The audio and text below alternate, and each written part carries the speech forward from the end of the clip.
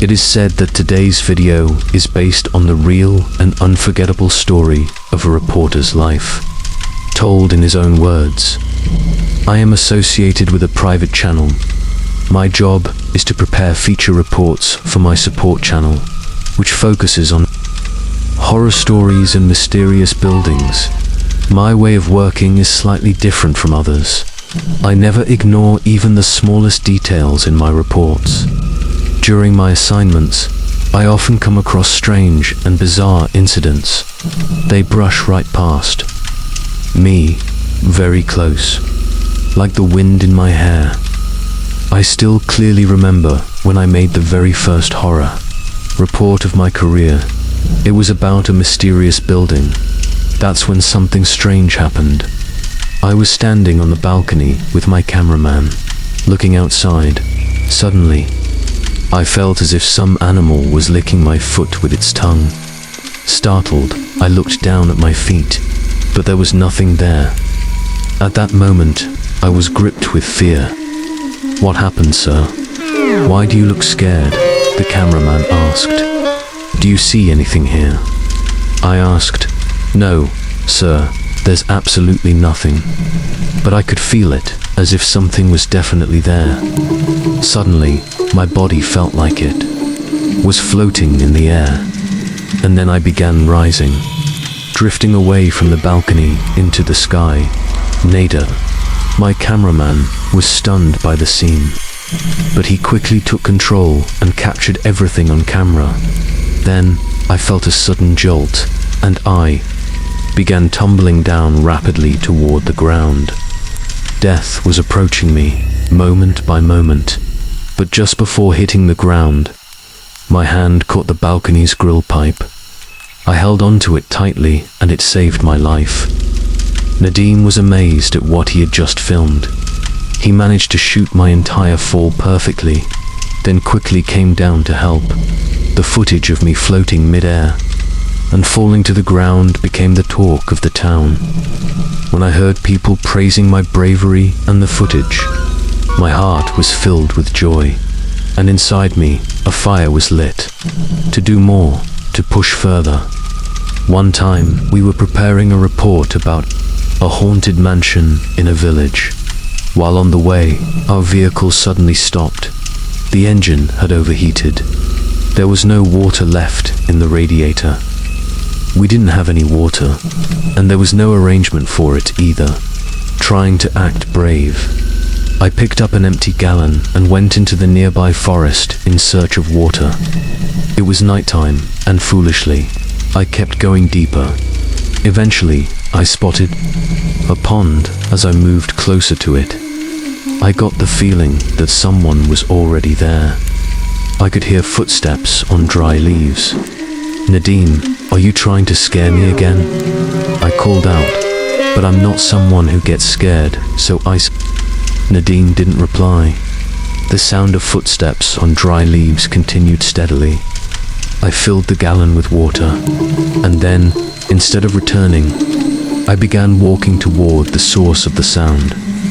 What I saw next nearly made me scream. Standing in front of me was a bizarre creature. Its body looked like that of a black bear, but its face resembled a dog's. The moment it saw me, it prepared to attack. Luckily, there was still some distance between us, so I got the chance to run. It chased me for a while, but eventually turned back. When it was gone, I thanked God for saving my life. If I had been caught by that creature, I wouldn't be alive today to tell this story. When I returned to the vehicle and told my team about the creature, they all laughed at me. They thought I was joking, but how could I explain to them that what I had seen was real? Even as a child, I considered myself very brave. When we moved into a new rented house, it was much bigger than our previous one. There were many rooms, a large courtyard, and during the summer, we would sleep on the roof. This house was rumored to be haunted. They said no tenant ever stayed there for more than a month. Yes, that house really was haunted. The spirit never physically harmed anyone, but the family members often saw a dark shadow in the balcony, in the kitchen, or on the rooftop. That shadow didn't scare me, but I didn't like it when my siblings brought it up again and again. One day, I got angry and said out loud, "If I ever see that headless ghost, I'll teach him a lesson." "What will you teach him?" my sister asked mockingly. "I'll give him such a lesson that he'll never come back to this house again." I replied boldly. "Don't say such things," she warned. "What if the headless ghost actually hears you?" "Oh, that's exactly why I'm saying it," I shouted. "Everyone sees him. If he really has guts, let him appear in front of me." I kept challenging him, louder and louder, then my sister and brother. After being warned, I stayed quiet for the moment, but deep inside, I had already made up my mind. The next time I saw that headless ghost, I would recite Ayatul Kursi and blow on him. Maybe then we could finally get rid of him for good. That very night, while I was sleeping in my room, I suddenly felt like someone was grabbing my throat and pressing it hard. I could feel my breath getting choked at first. I thought it was my brother playing a prank again. He often did such things, just to scare me. But when I opened my eyes, there was no one in the room. Yet the pressure on my neck kept increasing, and I was struggling to breathe. I realized the headless spirit had heard what I said earlier, and now he was here to take revenge. He was choking me in my sleep so I wouldn't be able to recite any Quranic verses in defense. My face was drenched in sweat, and I felt as if death was just moments away. If it had continued for even a little longer, I might not have survived. With great difficulty, I managed to whisper, and then began reciting a Yat-L-Kursi.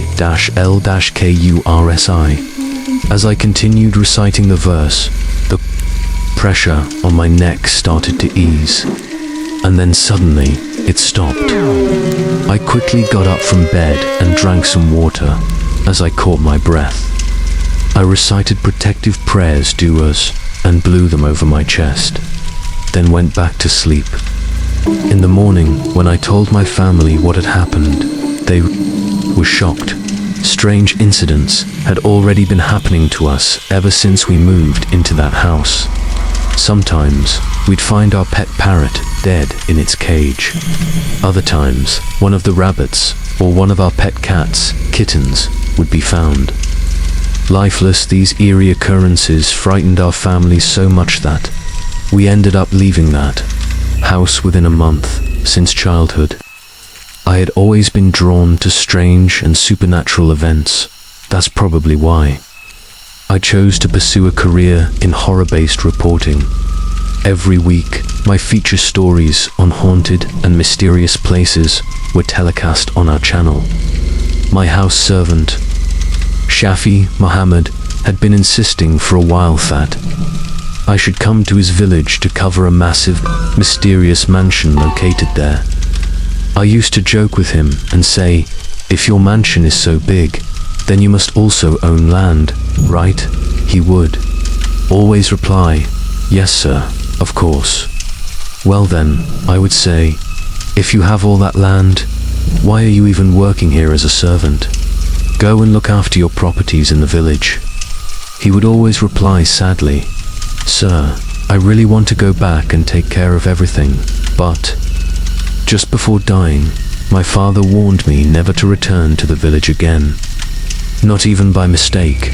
I asked, "Why not? What happened?" Shafi's heart truly ached to return to the village. Even my mother never allowed me to go there. So how could I ever prepare a feature report on that mysterious mansion?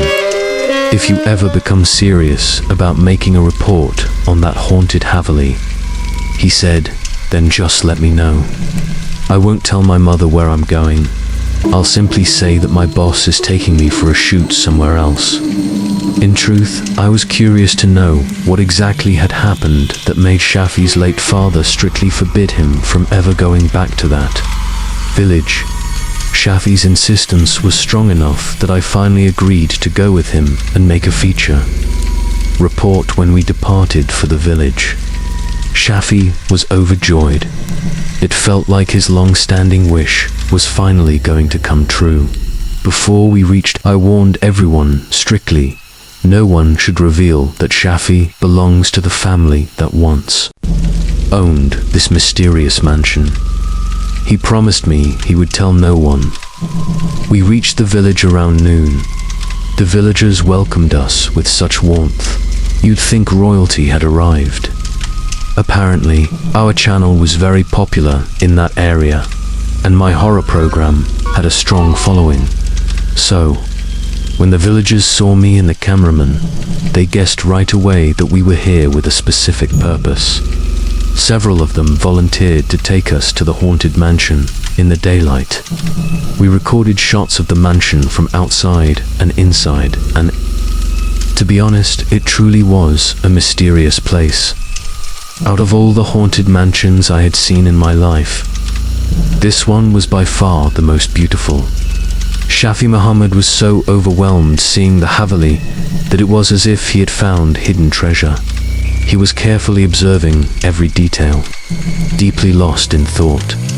Something was definitely going on in his mind. I leaned toward his ear and whispered, "Shafi Muhammad, remember to keep your identity hidden." "Yes, sir," he nodded while still gazing at the mansion. At that moment, an elderly man approached me and said something quite strange. "You can prepare as many reports as you want on this haunted mansion, but they'll all be incomplete." "How so?" I asked. The old man said, "I watch your program every week with great interest. That's why I want to tell you this. No one who once lived in this Haveli is alive today, except for one person, and only he can tell you the real secret behind it. If you can get him to speak," the man continued, "you'll learn something that turned all mansions in the region pale in comparison to this one." That statement shook me because it didn't just sound like a rumor. It felt real. There was no one else who knew the secret, except perhaps Shafi Muhammad himself, who had come with us to uncover the truth. "Who is this person?" I asked the old man. "He is Dinu Baba," the elder replied. "He lives in a small hut far from here. He was the oldest and most loyal servant of this Haveli, but these days he's living a life of misery and poverty. He often wanders far just to beg for food during the day." The old man's words didn't just seem casual. They stirred the instinct of the journalist within me. I became desperate to uncover the secret behind this Haveli's desolation, and who better to tell us the truth than Dinu Baba himself? "Isn't there any way to meet him?" I asked. "God knows where he's gone to beg today," the elder said. "But anyway, you'll be doing your filming at night, so you can wait for him to return." We decided to wait. Until evening, we stored our equipment inside the mansion and rested as night approached. We prepared to leave for Dinu Baba's hut. Shafi Muhammad refused to come with us. He said he would wait in the vehicle until we returned. Honestly, his refusal didn't make much difference, so we left him behind and set out for the hut. It was in terrible condition, a broken down structure inside. An old man was sitting in complete distress. At first, he was alarmed to see us, but when we told him the purpose of our visit, he grew quiet and said, "Why do you want to dig up the buried dead? What's done is done. Let it go." Before I could say anything, my cameraman had already turned the camera on. I said, "People must know through our channel why this mansion is considered cursed and what really happened to those who once lived in it." Dinu Baba sighed. I don't understand what's wrong with these TV channels nowadays, he said. They never do the work they're supposed to. Instead, they run around the streets and neighborhoods, chasing little stories. Come on, Baba, I said. You should feel proud if your truth reaches the world. People should praise your courage.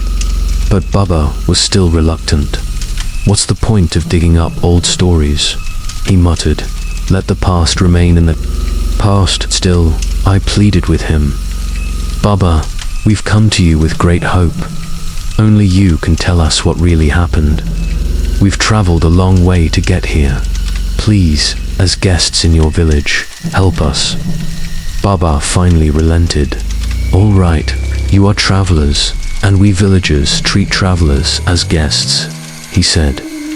I'll try to gather the broken pieces of my memories and tell you what happened to the family of Vathavali and why the mansion became cursed in the first place. Yes, Baba, please try to remember. Tell us everything. And so Baba began. This was back in the days when I was young and handsome. The bandit Chandu Muhammad had 4 sons, Shah Muhammad, Pir Muhammad, Niaz Muhammad, and Nur Muhammad, and 1 daughter, Feroza. He had already arranged the marriages of all 4 sons. Feroza was studying at the university. Chandu Muhammad's wish was for Feroza to complete her education, so he could marry her into a good family. He didn't like the idea of her staying in the university hostel, but after realizing that it was an all-girls hostel, and because of Feroza's insistence, he reluctantly agreed. Kasim was also studying in the same university as Feroza. He was a handsome young man, and what set him apart was Thath never even glanced at girls. He was always focused on his studies. Feroza started talking to Kasim because of his dedication in class. He would listen carefully to lectures and prepare detailed notes at home. Feroza, on the other hand, was lazy when it came to note-making, so she often borrowed photocopies of Kasim's notes. This became her way of getting through her studies. Slowly, their friendship turned into love. Feroza fell deeply in love with Kasim. Too had feelings for her, but he was afraid. He feared that if her father, the infamous Chandu Muhammad, ever found out, he might have him killed through his men. Kasim belonged to a poor family. A marriage between their 2 families was nearly impossible. He tried to explain to Feroza, we can remain good friends, but trying to go further could be dangerous, even life-threatening. But Feroza was a strong-willed girl. Since childhood, she had always gotten what she wanted, and in her mind, she had already decided she would convince her father and marry Kasim. Chandu Muhammad used to visit the university from time to time to check on Feroza, to give her money, and to deliver whatever she needed. During those visits, I would often meet Feroza, and Kasim would usually be with her. Whenever Feroza walked away to talk to one of her friends, Kasim would whisper to me, she's playing with fire. She needs to understand that she should give up the idea of being with me. If her father finds out, he will never approve and might even have me killed. I tried to calm him. Don't worry, things won't get that bad in our city. There's one thing we all know. Chandu Muhammad's only weakness is his daughter. If she insists hard enough, he won't be able to refuse her. He might even agree to the relationship. Kasim was a good-looking young man with a bright future. He was determined to become a doctor. One day his destiny seemed promising. Days passed. Lutera Chand Muhammad had 4 sons, Shah Muhammad, Pir Muhammad, Niaz Muhammad, and Nur Muhammad, and 1 daughter named Feroza. He had already arranged the marriages of all his sons. Feroza was studying at the university. Chand Mohammed's wish was that Feroza should complete her education so he could marry her into a respectable family. He didn't like the idea of his daughter staying in a university hostel, but gave in when Feroza insisted and assured him that only girls stayed there. Qasim also studied with Feroza. He was a handsome young man, and what made him special was that he never even glanced at girls. He was always absorbed in his studies. Feroza began talking to Qasim because he listened to lectures carefully and would later prepare notes at home. Feroza was lazy when it came to making notes, so she used to photocopy Qasim's notes instead. In this way, she avoided making her own. Gradually, this acquaintance grew into friendship and then love. Feroza fell deeply in love with Qasim. Qasim liked Feroza too, but he was afraid. He feared that if her father found out, he would kill him using his men. Qasim came from a poor family. The union between the two families seemed impossible. Qasim kept telling Feroza, "We can only be good friends. Moving forward is dangerous for both of us." But Feroza was stubborn. Since childhood, she had always gotten her way. In her mind, she was determined to marry Qasim, even if it meant going against her father every now and then. Under Chand Mohammed's orders, she would visit the university to meet Qasim and get money or needed items. I would often see her with Qasim, and whenever she went to see a friend, Qasim would pull me aside and say, "Feroza is playing with fire. Please make her understand that she should stop dreaming of being with me. Chand Mohammed will never accept this relationship. He might even kill me." I tried to assure him, "Don't worry, that won't happen. If she insists on marrying you, her father will eventually agree because she's his weakness." Qasim was a brilliant young man, destined to become a doctor one day. Days passed, and eventually, Part 2. The turning point. Feroza was lost in her love for Qasim. Qasim was also happy. His father had seen many hardships, but now his wife was pregnant again. One day, both Qasim and Feroza finally became doctors. But after becoming doctors, they were separated. Qasim stayed in the city, while Feroza returned home. Feroza couldn't focus on her work without Qasim. She requested her father, Chand Mohammed, to let her open a clinic in the city, but he flatly refused. Instead, he told her that he had fixed her marriage with Rahim Baksh's son, Malabaks. Their engagement ceremony would take place soon. Feroza disliked Malabaks and couldn't imagine marrying him. She objected to the engagement and told her father that she wanted to marry Qasim instead. Chand Mohammed was furious. He imposed strict restrictions on her, forbidding her from leaving the house.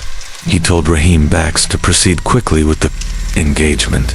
Rahim Baksh also wanted it to happen soon. Preparations for the engagement began on both sides. At this point, the old man paused, took a sip of water, and continued. That day I was doing some work in the mansion when I felt like Feroza was talking to someone. The window of the next room was open, and I could clearly hear her voice. She was saying on the phone, "You must come, or I'll poison myself and die. The responsibility will be yours. Bring the car, I'll handle my luggage. Once we're married, my father will calm down." Then she hung up just as she exited the room. She saw me at the window. Shocked, she turned to me and said firmly, "You didn't hear anything. Keep that in mind. Don't involve Qasim. If my father finds out he's coming, something terrible will happen." She made me promise to keep silent, and I agreed. But what I feared eventually happened. 3 nights later, in the cover of darkness, Feroza left the mansion with her travel bag. That same moment, Chand Mohammed suddenly woke up. He got out of bed and walked to the window. The teacher was falling in love with the exorcist Ojna, and Qasim was also happy, wearing the same turban in which he had once seen Sin. His wife was soon to become widely known. One day, both Firuza and Qasim became doctors, but after that, distance grew between them. Qasim moved to the city, and Firuza's enthusiasm started to fade. Without Qasim, her heart wasn't into her work anymore. She requested her father, Chand Mohammed, to let her open a clinic in the city. But he flatly refused and told her that he had already spoken to Rahim Baksh's family and fixed her marriage with their son. Soon, they were going to hold the engagement ceremony. Firuza didn't like Mala Baksh at all. She resisted silently and expressed her wish to marry Kasim. Her father grew furious at this rebellion and forbade her from leaving the house. He even made Rahim Baksh swear on his mother's name to finalize the engagement soon. Preparations began in full swing from both families. I and my companions were watching Chand Mohammed closely that day. He smiled, took a sip of water, and resumed speaking. That day, I had gone to a room in the mansion for some work. I felt that Firuza was talking to someone. The window was slightly open, and I could clearly hear her voice from the adjacent room. She was saying, "You have to come today, or I'll consume poison and kill myself. You'll be responsible for everything. Bring the car. I'll manage my luggage. Once we're married, Baba will calm down." She ended the call and turned to leave the room, but her eyes landed on me through the window. She was shocked to see me and immediately said, "You didn't hear anything. Got it. Don't tell anyone, or you'll see what happens. Especially don't tell Bodhisattva Elder Lord, or something terrible will happen that even I won't be able to stop." She threatened me into silence, and I nodded. She seemed satisfied and left, but what I feared happened. 3 nights later, in the darkness, Firuza left the mansion with her travel bag. Somehow, Chand Mohammed woke up. He got out of bed, peered through the window, and saw her leaving from the outer gate of the mansion. He didn't create any commotion, but suspected something. Quietly, he woke up the guards and followed her silently. She kept walking calmly, unaware that she was being followed. A short distance away, Kasim was waiting. She ran to him and asked, "Didn't you bring the car? How will we go?" "I did, but I parked it some distance away to avoid suspicion." "Don't worry, the whole village is asleep. No one will hear a thing. We'll elope tonight. Are you sure, Kasim? We'll be cut off from our families forever. I've thought it all through. Just come with me. Let's hurry. If they find out I'm missing, they'll catch us." As soon as Kasim stepped forward, suddenly, they were surrounded. Guns pointed at them. They were caught. They hadn't even imagined being captured like this. The exorcist and Firuza were taken back to the mansion. Kasim was tied up and locked in the mansion's dungeon. At dawn, Chand Mohammed questioned him. Kasim told the truth. He had no intention of running away with Firuza, but was forced by her threats of suicide. Still, Chand Mohammed was enraged. He couldn't believe his daughter would do such a thing, though Kasim was innocent. Chand Mohammed wanted to set an example for the other girls of the mansion, so none would dare act against tradition, to teach a lesson. One day he tied Kasim's hands and feet and brought him to the courtyard. The men and women of the mansion were seated in chairs to witness the punishment. Everyone waited to see what he would do. Then, on Chand Mohammed's signal, a servant unleashed starving dogs on Kasim. The dogs pounced on him like wild beasts, biting into his flesh with their sharp teeth. Kasim cried out in pain, screaming for help, but no one came forward. No one was willing to listen. Screaming and writhing, Kasim began to weaken. The dogs were tearing flesh from his body and devouring him. Everyone in the Haveli watched as a man became food for wild dogs, yet no one had the courage to intervene or save him. They stood frozen, horrified. No one had expected such brutality from Botera Chand Mohammed. Kasim screamed in agony. Botera knowingly fed me to these beasts, even though I was innocent. But I swear, even in death, my spirit will take revenge. Not just on him, but on all of you. You all watched me die, torn apart, and no one helped me. Botera laughed wickedly, looking directly at him. You, take revenge. You couldn't even save yourself. You're no match for us. I won't, but my spirit will take revenge, Kasim replied, and with those final words, he took his last breath. Batera stood up from his chair, a victorious smirk on his face, and walked back into the Haveli. He believed he had taught everyone a harsh lesson. If any girl dared act like Feroza again, her lover would suffer the same fate. But not even a week had passed after Kasim's death, when strange and sinister events began to unfold. At night, eerie whispers and unnatural sounds echoed through the Haveli. These sounds were enough to terrify even the bravest of hearts. Then one night, Batera's eldest son, who had gone to sleep healthy and well, was found dead in his bed the next morning. Just 3 days after his death, the second son, Pierre Mohammed, also died in the same manner, peacefully in his bed, with no explanation. The entire household was shaken by the unexplained deaths. A week passed in uneasy silence. Then Batera's third son, Niyaz Mohammed too, was found dead in his bed. Batera Chand Mohammed was devastated. His once iron grip over the Haveli now trembled with fear. He was so shaken that he took his fourth son, Nur Mohammed, along with his wife and child, and left the Haveli without informing anyone. Nothing made sense to Batera anymore. Desperate and broken, he finally considered what he had once shunned all his life: black magic.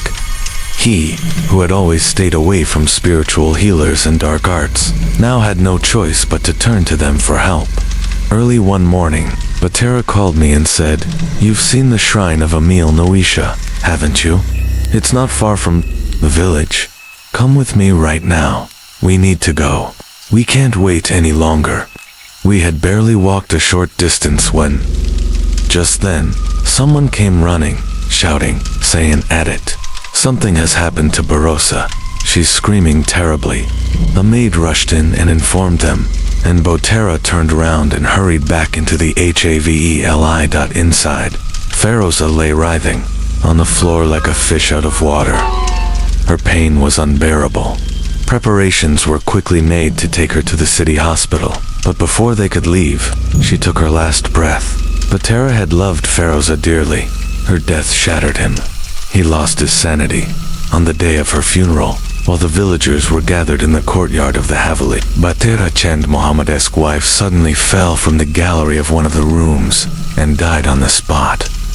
Before he could recover from the shock of his daughter's death, his wife also left him forever. Many times, people advised him to seek help from Emil Noisha, the spiritual healer, but every time, something or the other prevented him from going. Eventually, the wives and children of all three of Batera Chand Mohammed's sons also began dying, one by one, right in front of his eyes. This unending string of tragedies finally broke him. Batera Chand Mohammed lost his mind completely.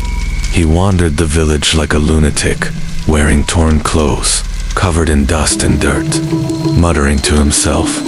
The village children were well aware of his condition.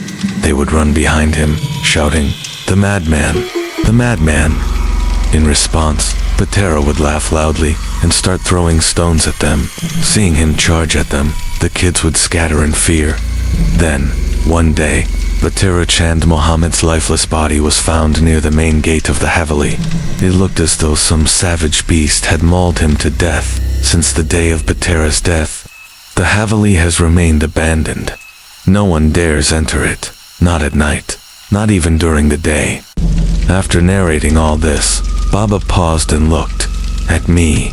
"Now tell me, Kamil, after hearing all this, don't you think Shafi Mohammed might actually be a descendant of that cursed Chand Mohammed clan? If that's true, then we must protect him at any cost." I looked at my companions. We reached Delhi. Our car was parked outside the Haveli, but Shafi Mohammed was not in it. The fact that he wasn't in the car could only mean one thing. He had gone inside the Havel. As I entered the Haveli with growing dread, Nadim noticed my anxious expression and asked, "What happened?" "Follow me," I said quickly. Sensing my fear, he and the others followed close behind. Shafi Mohammed's absence confirmed that he must be somewhere inside the Haveli. I called out his name, "Shafi Mohammed, where are you?" but there was no response. Only silence echoed back. The fact that I couldn't hear his voice increased my suspicions and fear. Sweat beaded on my forehead. Panicked, I rushed through the Haveli, going room to room, looking for Shafi Mohammed. Suddenly, in one of the rooms, there he was, lying peacefully on a bed. For a moment, I was furious. We were all desperately worried about him. And he was just lying there, calm as ever. Shafi Mohammed, what the hell is this? I shouted, but even my shouting didn't affect him. Fuming, I stormed into the room, and then my eyes fell on the floor. Blood everywhere. That horrifying sight made me stop in my tracks. I turned to look at Shafi Mohammed again, and what I saw sent a chill through my spine. A sharp dagger was lodged in his chest, right over his heart. Blood still oozed from the wound. Qasim's curse had claimed another victim. Shafi Mohammed was dead. Now, it was confirmed he was a descendant of Batera Chand Mohammed. I had thought Shafi's words were lies, but now, all doubt was gone. Everything was true. The dark truth of the Haveli had finally revealed itself to me when Qasim's spirit took its ultimate revenge.